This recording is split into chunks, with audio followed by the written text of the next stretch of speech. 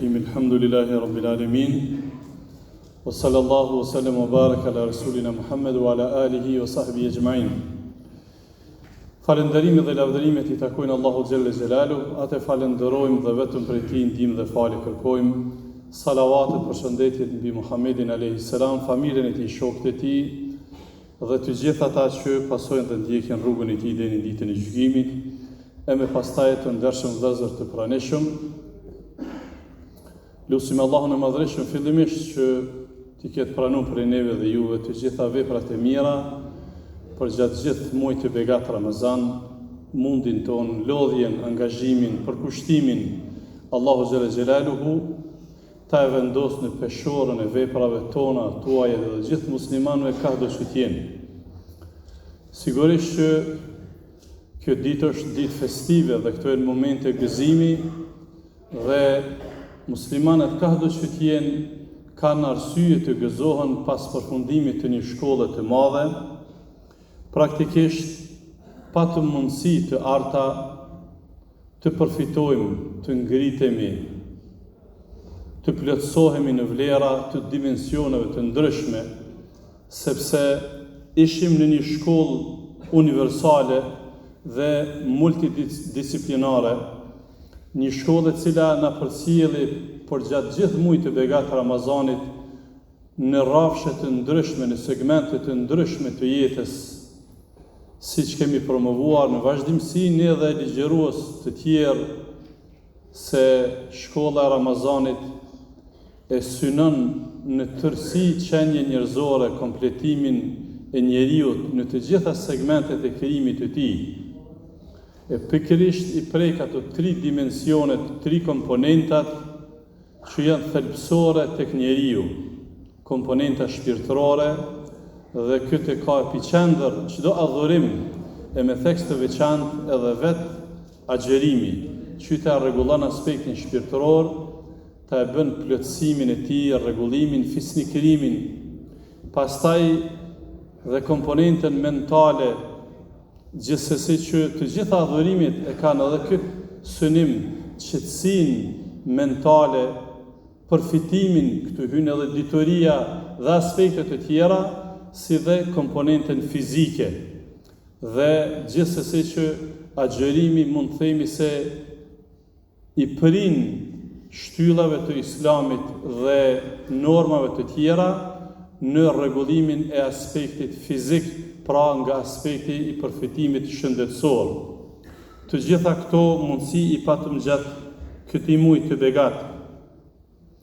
Andaj, të ndershëm vëllezër të pranishëm, vërtet ishte një shkollë e madhe dhe të gjithë ne, pa dallim moshe dhe gjinie, ishim nxënës të kësaj shkolle. Dhe kështu janë shkollat hyjnore, nuk bëjnë përjashtim për askën. Çdo kush në shkollat hyjnore është pjesëmarrës. Mirë po është për të ardhur keq nëse dikush e ka privu vetveten nga kjo shkollë me mundësi pjesëmarrje. Edhe pse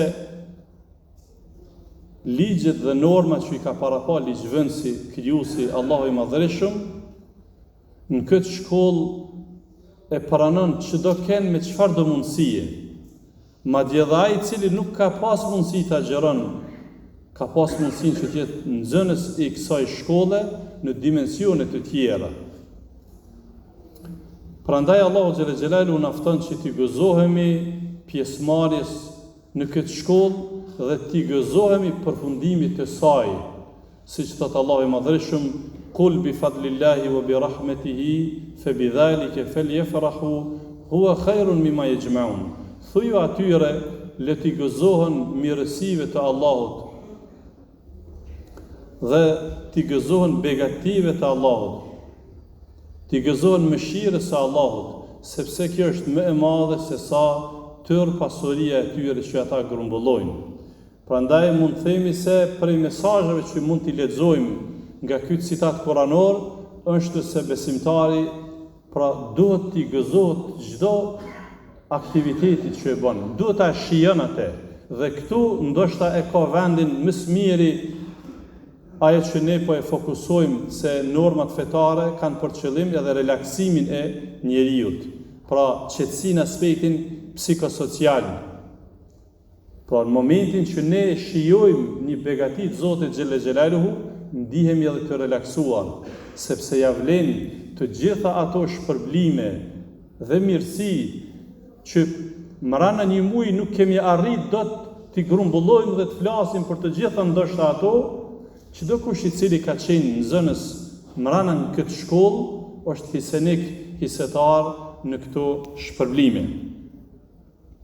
Prandaj të ndershëm vëllezër të pranishëm, kështu pra feja islame fillimisht pra prodhon vlera shpirtërore, morale, humane, sociale, që të kompletohet qenia njerëzore, të kompletohet individi, të kompletohet familja, të kompletohet pastaj shoqëria dhe të gjithë të dalim të kompletuar, të jemi model dhe në anën tjetër të përdorim këto si mekanizma ndihmues për vazhdimsinë e jetës tonë. Feja islame është udhërrëfyes për njeriu me të gjitha normat dhe segmentet e saja, sepse është fe hynore. Zoti i Madhërisht e ka përsos, duke qenë se prej atributeve të Zotit është dituria e plot e tij, dituria gjithëpërfshirëse e Zotit të Madhërisht, e pastaj dhe urtësia. Andaj çdo normë kjo duhet ishte bindja e secilit nga besimtarët, se Zoti i Madhërisht, çdo vendim që e ka marrë, nuk e ka marrë për një kohë të caktuar, për një vend të caktuar, për një grup të caktuar të njerëzve. Kjo specifik ka qenë tek komunitetet e hershme, ndërsa me dërgimin e pejgamberit a.s. shpallja është bërë universale, që i përfshin të gjitha grup moshat, të gjitha gjenit, të gjithë popujt, madje edhe neve këtu, madje edhe 15 shekuj pas vdekjes së pejgamberit a.s. Madje edhe në kohën e zhvillimit të shkencës dhe të teknologjisë, më së shumti tani njerëzit kanë nevojë për shpallje, më së shumti kanë nevojë për plotësimin e normave hynore, sepse zbrazësia shpirtërore nuk plotësohet me segmente tjera të jetës. Pra, zhvillimi shkencor, zhvillimi teknologjik neve na mundson të integrohemi, na mundson të i shfrytëzojmë resurset, kapacitetet, mirësitë, mirë po plotësimi shpirtëror bëhet vetëm përmes normave që i ka parapas Zoti i Madhërisht. Andaj, sa i kompletuar del një njeri i cili edhe në kohën e zhvillimit kulminant, po themi, të shkencës dhe të teknologjisë, e përdor përveç dijes dhe zhvillimit fizik, kompletohet në aspektin shpirtëror. Ky është personi fisnikruar. Ky është njeriu model të cilin e dëshiron Zoti në çdo kohë. Andaj themi të ndershëm vëllezër se vërtet pra të gjitha mësimet hynore janë domosdoshmëri e njeriu në çdo kohë. Dhe s'do mend kjo çështje kur ndëgjojmë shkencëtar të profileve të ndryshme në këtë kohë, të cilët ndoshta më shumë ata flasin sidomos për shkollën e Ramazanit, për shkollën e agjerimit, se sa vetë ne. Për shkak të analizave të shumta, studimeve të shumta që kanë nxjerrë shkencëtarët e shekujve të fundit, dobit pra që ka njeriu nga agjerimi. E kështu krahaso me të gjitha normat. Këtu e kemi edhe namazin. Jo rastësisht namazi është obligu në qiell, duke qenë pejgamberi alayhis në Miraj. Por ta e përcjell një mesazh se lidhja më e mirë mes njeriu dhe Zotit bëhet përmes namazit. E pastaj, nëse kjo lidhje është e fuqishme, do ta e fuqizoj edhe faktorin njeri. E sa mirë do të dilnim ne, kur jem në saf bashkë, kur jemi të rreshtuar së bashku, karshi Zotit të Madhërisht. Dhe këtë fuqizim, këtë energji që ne e marrim, kur jemi bashkë të rreshtuar, i bie se ne jemi pranë njëri tjetrit në çdo segment, në çdo kohë, në çdo formë. Aty kur lypet, kur kërkohet që ne të jemi së bashku, në çfarë do lloj aktiviteti, human, social, në interesat të vendit, në interesat të shtetit, sepse pra na presin obligimit të shumta, si individ, si krye familjar, si prind, si punëdhënës e kështu me radhë. Prandaj dhe Allahu xhelle xhelaluhu promovon se të gjithë njerëzit pa dallim kanë nevojë për vlerat hyjnore mësimit e Islamit. Siç na drejtohet Allahu në Kur'an, i drejtohet njerëzimit, po ma bën me dije që sot mundeni ngjeshni safat, sepse ka njerëz shumë edhe jashtë është koha me shi. Sot mund ja afroni safat. Allahu i madhërisht në Kur'an në surën Fatir na drejtohet apo i drejtohet njerëzimit pa dallim madje bindjeje. Ja juhen nas, antumul fuqara'u ila Allah. O ju njerëz, të gjithë ju jeni të varfër për Zotin e ju. Të gjithë keni nevojë për te. Këtu Allahu nuk i drejtohet muslimanëve, nuk i drejtohet madje as vetëm profetëve, i drejtohet njerëzimit mbar. O ju njerëz, sepse të gjithë ju jeni të krijuar prej Allahut. O ju njerëz, ju jeni të varfër për Zotin. Pra, i bie se kemi nevojë, të gjithë njerëzit kanë nevojë të adhurojnë Zotin e Madhërisëm, ta njohin Zotin e Madhërisëm, të nënshtrohen dhe të nënshtrohen rregullave, normave me të cilat ka ardhur Zoti i Madhërisëm. Andaj të ndershëm vëllezër, themi se Zoti i Madhërisëm don që neve të na nxjerrë të suksesshëm nga shkolla e Ramazanit. Dhe patjetër që për të dalë suksesshëm nga një shkollë ka kritere, sikurse çdo shkollë që ka kriteret e saja dhe dëshiron që nxënësit e saj të nxjerrë sa më të suksesshëm, pra shkolla e Ramazanit dëshiron që të gjithë besimtarët ka do që t'jenë që të dalin të suksesshëm. Dhe tani po mundona që t'i numëroj disa kritere që konsideroj se janë të nevojshme që t'ja përkujtojmë vetvetes dhe juve, sidomos gjeneratës së re, çfarë na duhet, çfarë standarde na duhen që t'jemi të suksesshëm në jetën tonë, në të gjitha segmentet e jetës. Pra të ndershëm vëllezër, themi se shoqëria jonë, falë Allahut të Madhërisëm, e pastaj dhe të gjithë kontribut dhënësve në të gjitha drejtimet të cilët janë mundu, sot ne predisponojmë vlera të shumta, mirësi të shumta, kushte të volitshme për jetë. Mund të themi se jemi konkurrent me shtetet në rajon për shumë çka. Normal, natyra njeriut është me u anku. Natyrshëm njeriu ankohet sepse këtë e ka promovu Zotin Kur'an. Njeriu natyrshëm sado që të ketë, ankohet. Mirë po, edhe të tjerët që na kanë parapri me zhvillim ekonomik dhe në segmentet të tjera, themi se i afrohemi me mirësit, vlerat dhe të arriturat që i kemi. Por, mbi të gjitha neve në intereson faktori njeri. Pra të ndershëm vëllezër, ne jemi të barabartë me të tjerët. Prandaj nuk do duhej të konsiderojmë të tjerët të influencuar në segmentet të tjera.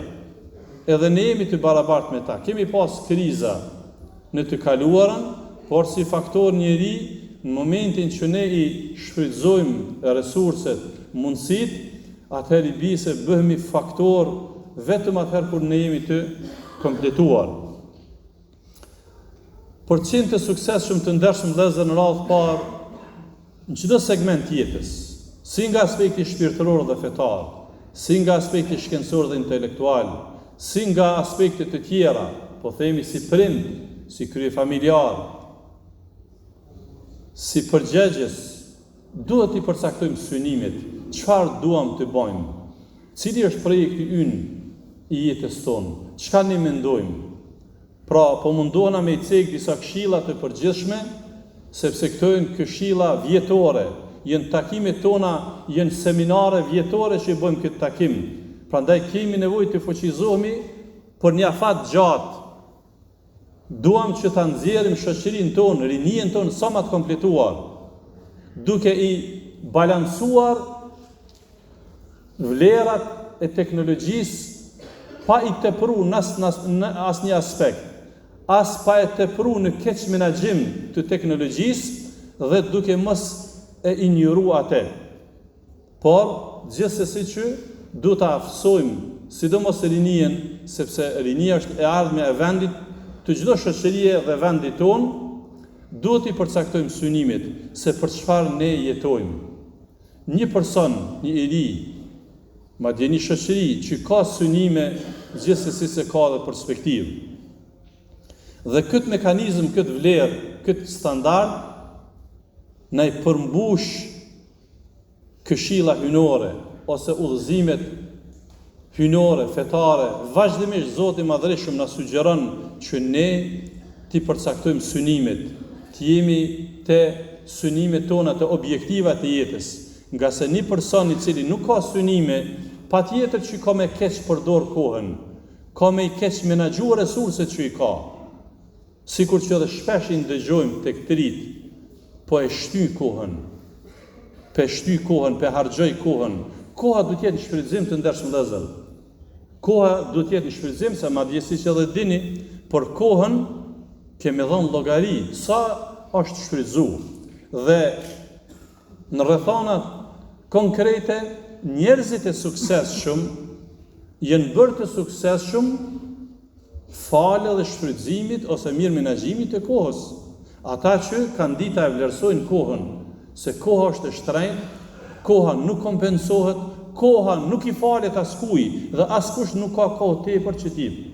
Prandaj duhet me mirë menaxhu atë. Andaj jeta në tërësi të ndershëm vëllezër është një stacion meditimi.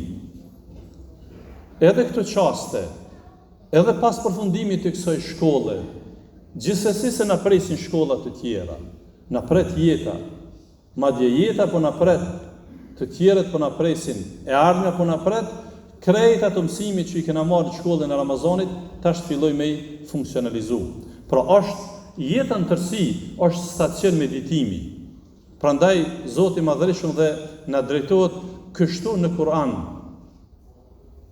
duke ju drejtu njerëzve që t'i orientojnë drejtimet e tyre. Ejnë të dhebun, Zoti parashtron pyetje, nga po shkoni? Cilat janë synimet e juja?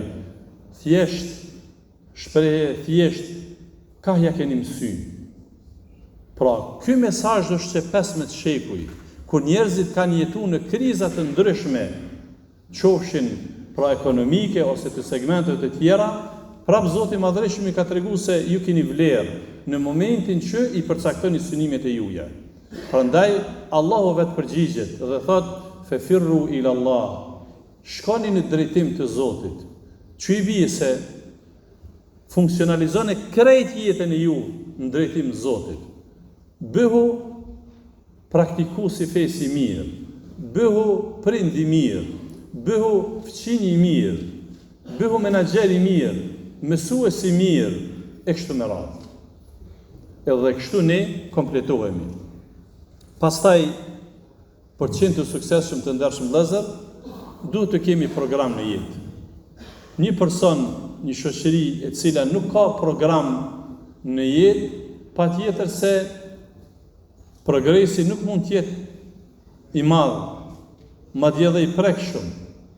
Andaj mendoj se shoqëria jonë, rinia sidomos, në asnjë kohë që shoqëria jonë, historia e vendit tonë, shoqërisë tonë nuk mund mend ndonjë kohë që kanë qenë kushtet më të favorshme, më të mira, se son këtë kohë, pra për të kompletuar dhe për të arritur sukses, si në studime, pra si në shkollim, si në segmente të tjera.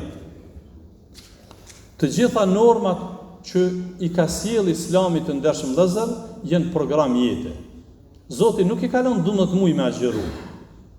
njerëzit kanë kriza, ose thonë me mirë, kanë paranoja, kanë paragjykime, dhe si rezultati këtyre paragjykimeve mund të themi, sikur të ishte mundësia ta e bënim ndonjë sondazh me qytetarët, për ata që nuk u bën pjesë e kësaj shkolle, pjesë e madhe, përqindje e madhe e arsyeve na del se gjatë, vështirë.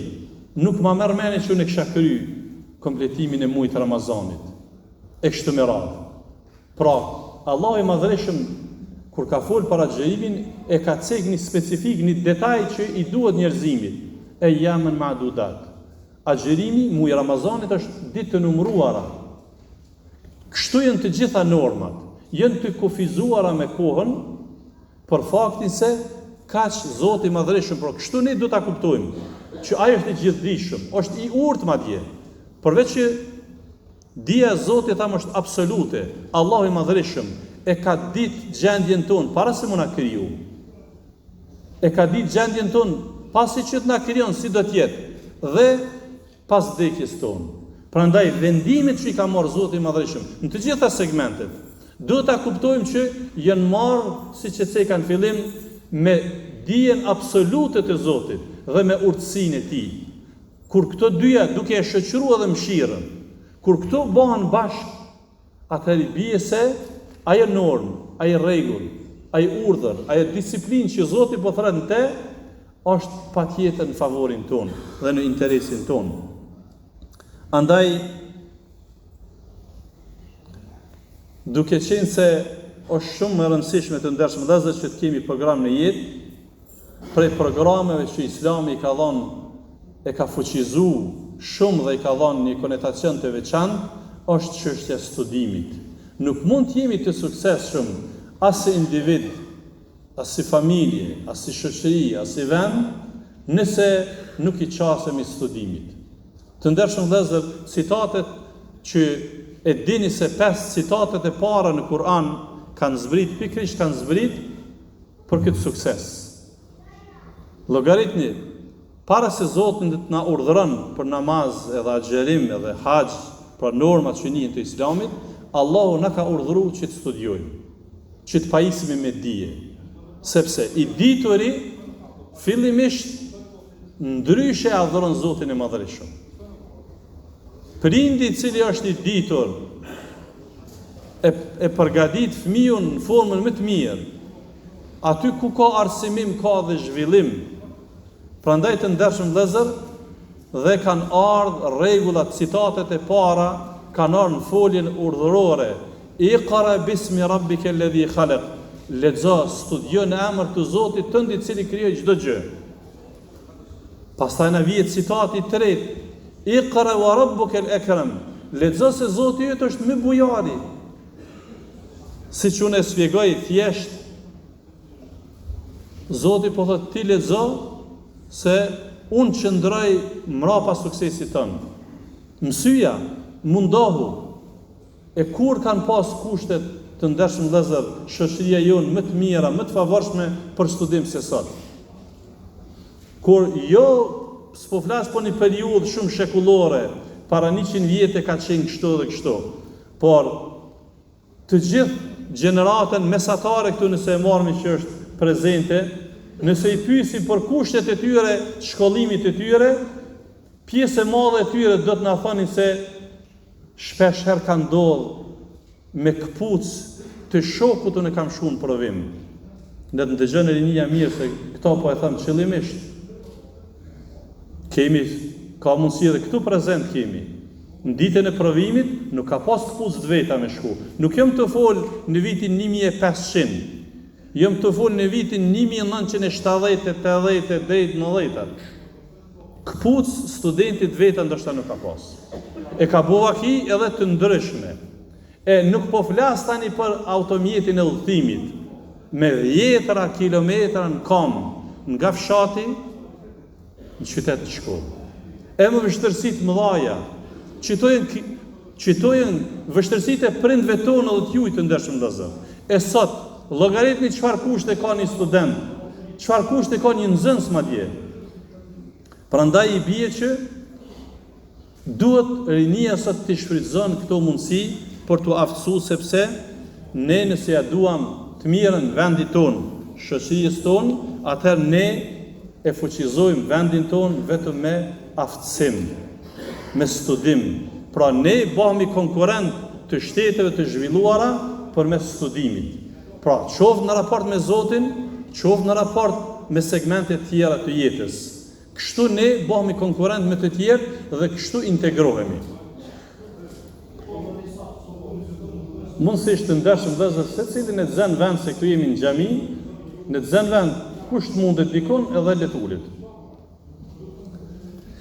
Po ashtu të ndershëm vëllezër, Islami përveç studimit thret që t'i rrekemi, t'i qasemi punës.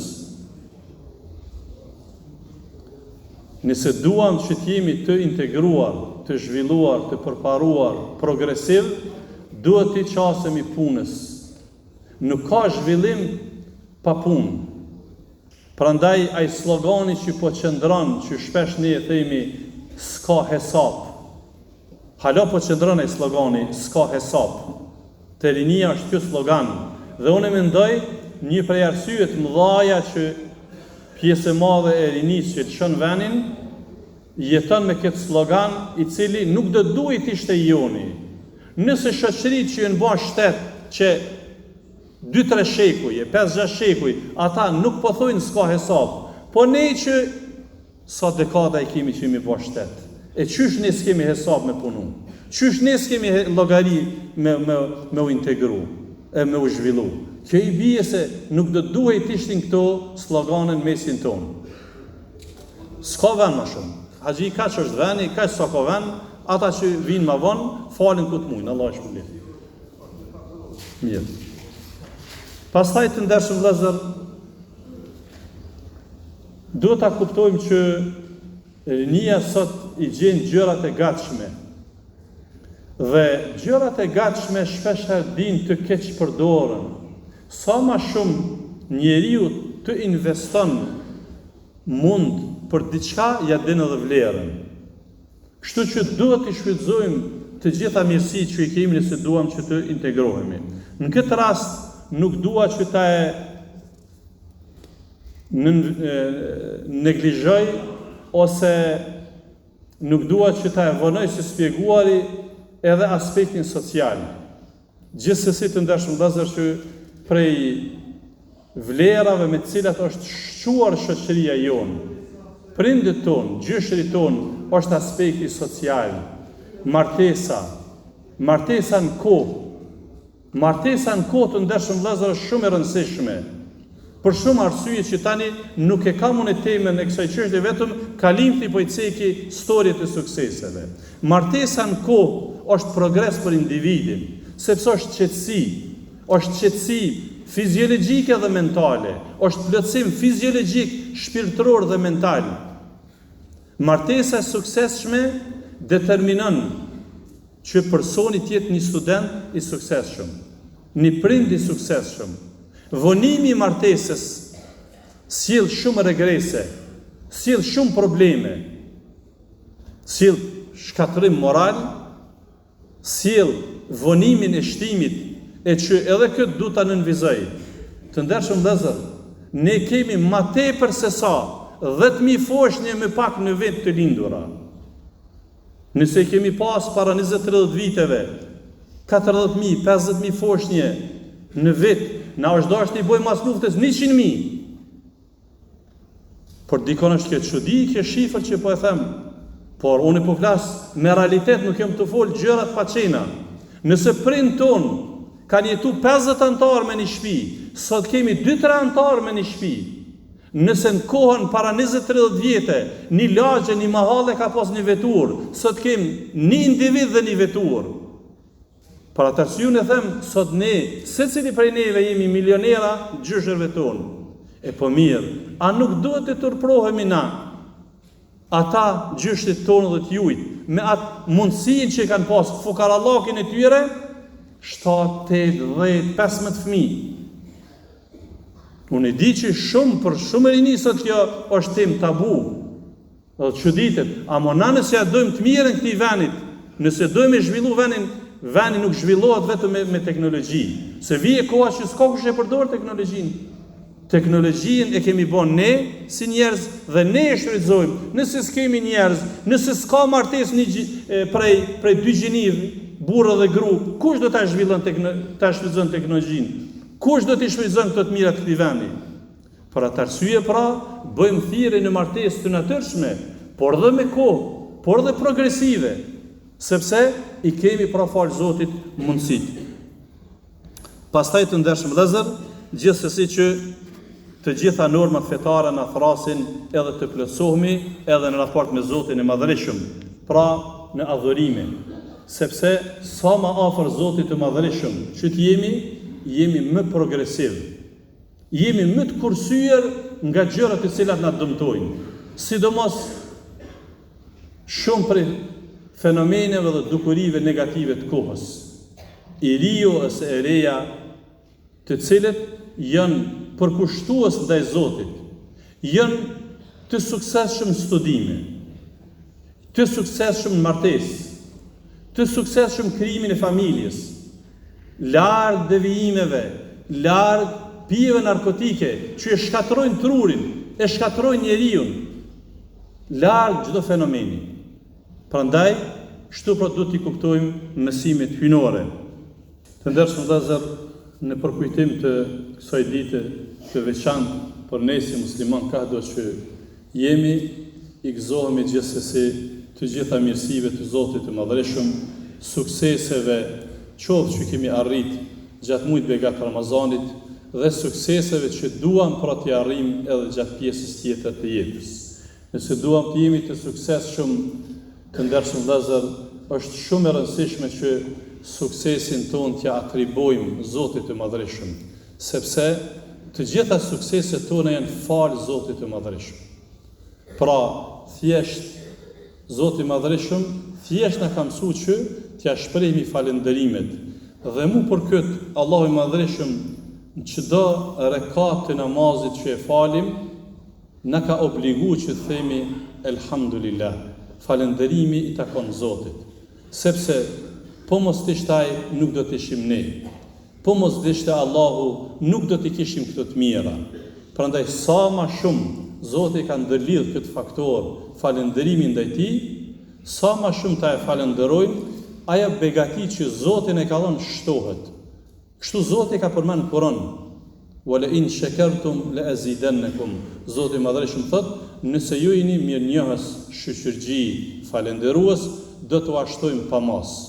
Prandaj, të gjitha sukseset që kemi në jetë janë merite Allahut xhela xhelalu.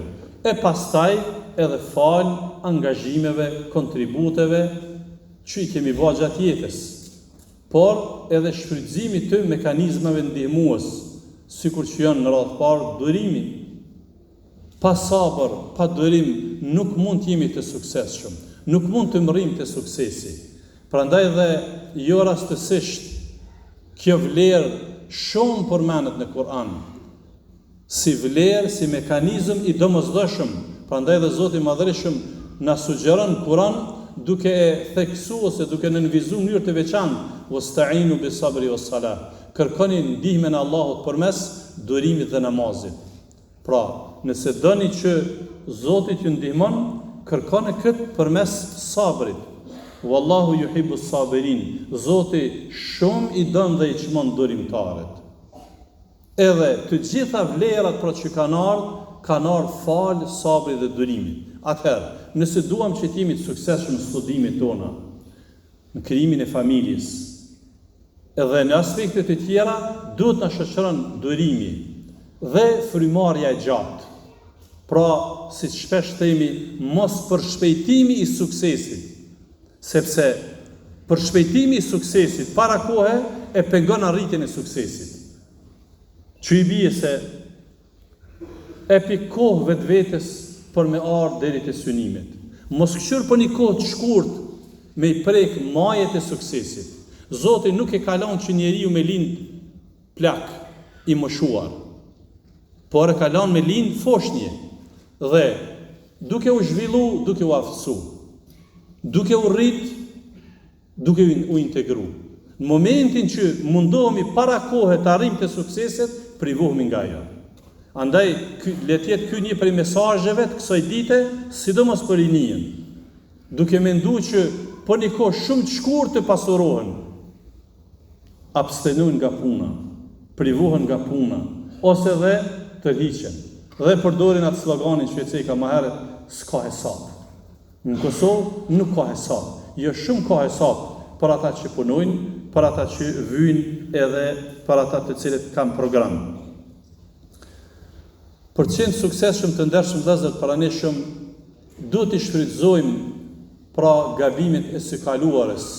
Aty ku kemi gabu në një kohë, mos e përsërisim, mos të vazhdojmë me gabime. Tërheqja nga gabimi është vlerë, kështu Zoti po e noton, para se ta notoj njerëzit.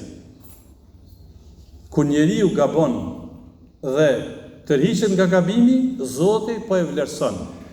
Zoti atë person e don. Zoti atë person e ngrit. Kjo është me ajo që njihet në gjuhën e fesë, pendimi, pishmëllëku. Çfarë kuptimi ka pendimi në jetën e përditshme? Pra mos përsëritja e një gabimit i cili ka ndodhur gjatë jetës tonë. Në të gjitha segmentet, në të gjitha rrafshet. Pra gabimet e së kaluarës nuk do t'i përsëritim, nëse duam që të jemi të suksesshëm.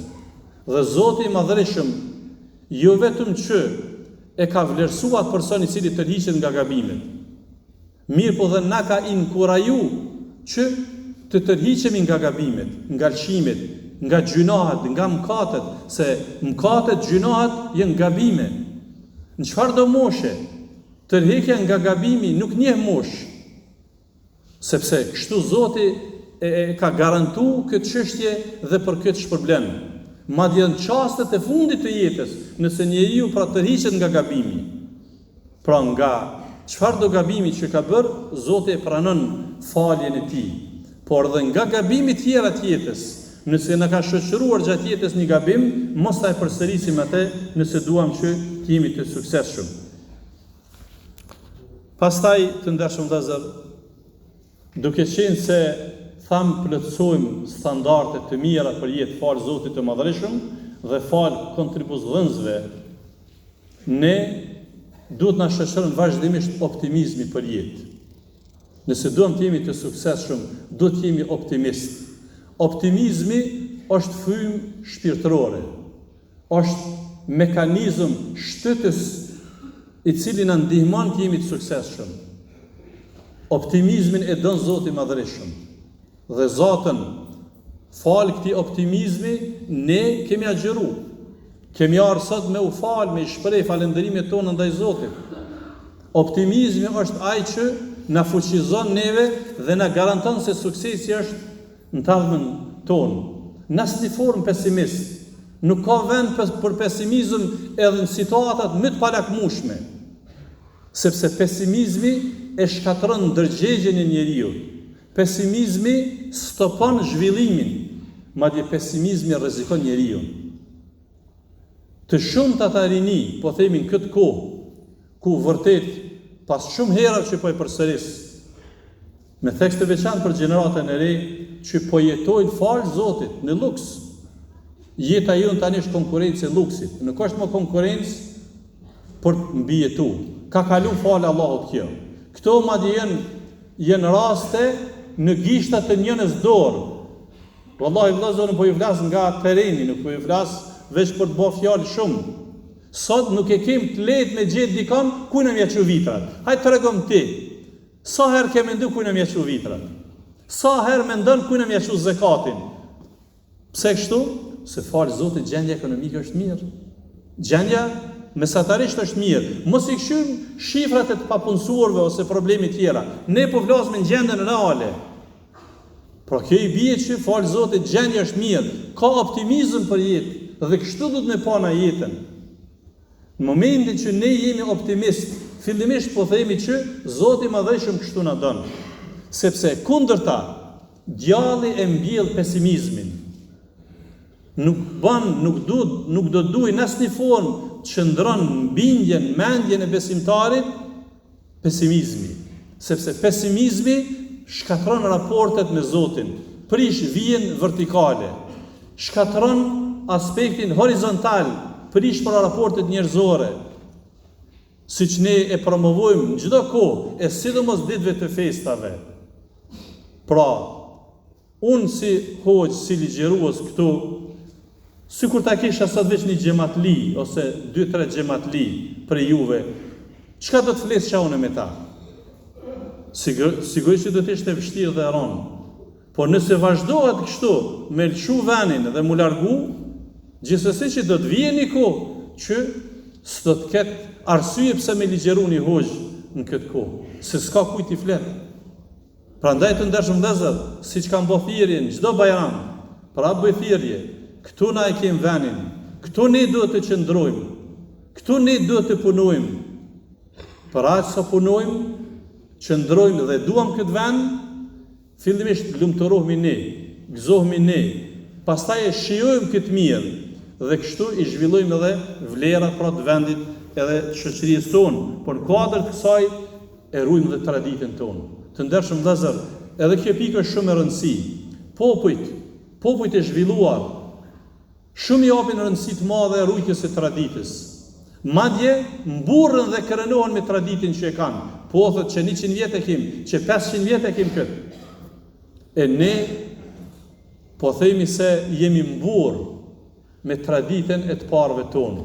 Falë Zotit dhe në kështu e definoj, të gjitha shtetet e zhvilluara na kanë ndihmu neve në vitin 1999 falë kontributeve dhe traditës tonë. Ata fort mirë e kanë ditë, pra shtetet e bashkuara dhe shtetet evropiane që na kanë ndihmu, e kanë ditë se ne çfarë tradite kemi. Atëherë, a ja vlen pra në liri të arrënojmë traditën? Atëherë për të ndershëm vëllezër, të ruajmë traditën, të ruajmë zakonet tona, të ruajmë vlerat tona të gjitha dimensioneve, kështu jemi më të fuqishëm dhe jemi më të suksesshëm. Gjithsesi ka shumë çka për thonë të ndershëm vëllezër, mirë po tani po i afrohemi edhe pak minuta kohës së faljes së namazit të Fitr Bajramit. Unë kam vetëm një mesazh për ata nëse ka ndonjë që ende nuk i ka pagu sadakatul fitrin. Është momenti i fundit. Pra nëse ka ndonjë person që nuk i ka pagu, është një person përgjegjës të hyrje e xhamis, i cili merr do thotë pagesën e sadakatul fitrit, sepse pejgamberi alayhis salam ka thonë, ose çu shkar prej shokëve të tij, e ka obligu pejgamberi sadakatul fitrin, që është pastrim nga ndonjë shprehje, fjalë, lëvizje pa kontrolluar para xhirusin, është shujtje ndihmes për të varfrin që ipet para faljes së Bajramit. Nëse ipet para faljes së Fitr Bajramit, është sadaka e pranuar. Nëse ipet pas faljes, është sadaka e përgjithshme. Dietarët konsiderojnë se personi nëse e neglizhon është mëkatar, edhe pse duhet me dhënë sadakatul fitrin edhe pas faljes së Bajramit, por ju bëj ftesë. Kështu që derisa